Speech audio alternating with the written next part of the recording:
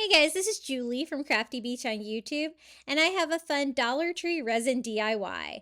We're going to use one of the Dollar Tree resin mold coasters and some of the Dollar Tree resin. It's a two-part resin, part A, part B.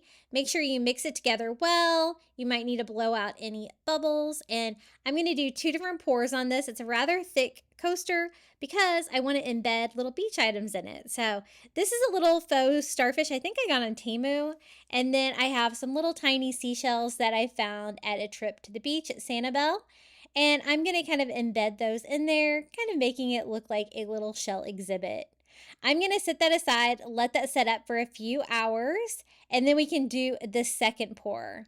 I had a little bit of resin left over from another project that I didn't want to waste, so I mixed a little blue and green pigment ink from the Dollar Tree into it to kind of give it a beachy blue vibe, but it's definitely not enough. I'm going to have to mix up some more of that Dollar Tree resin to fill this coaster.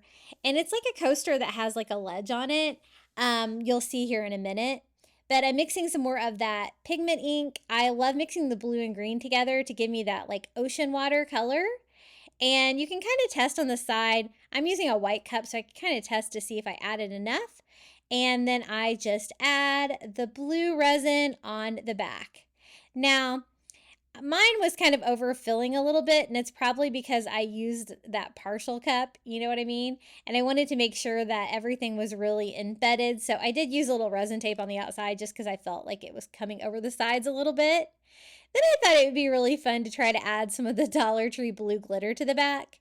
If I make more of these, I don't know if I'll do that. It was sparkly, but I don't know if it really went with the coastal effect that much. But anyway, I let it set overnight to harden up, and now it's time to demold it. I just removed the tape I added to it because I filled it too full, and I took the mold off, and this is what we have. I think it looks pretty good. Again, I don't know if I would do the glitter again, but I wanted to kind of experiment with it, and this is how it turned out. Our little seashell and starfish coasters. Really fun, and I love trying out the Dollar Tree resin. If you'd like more Dollar Tree DIYs, be sure to check out my YouTube channel at Crafty Beach. And until next time, happy crafting.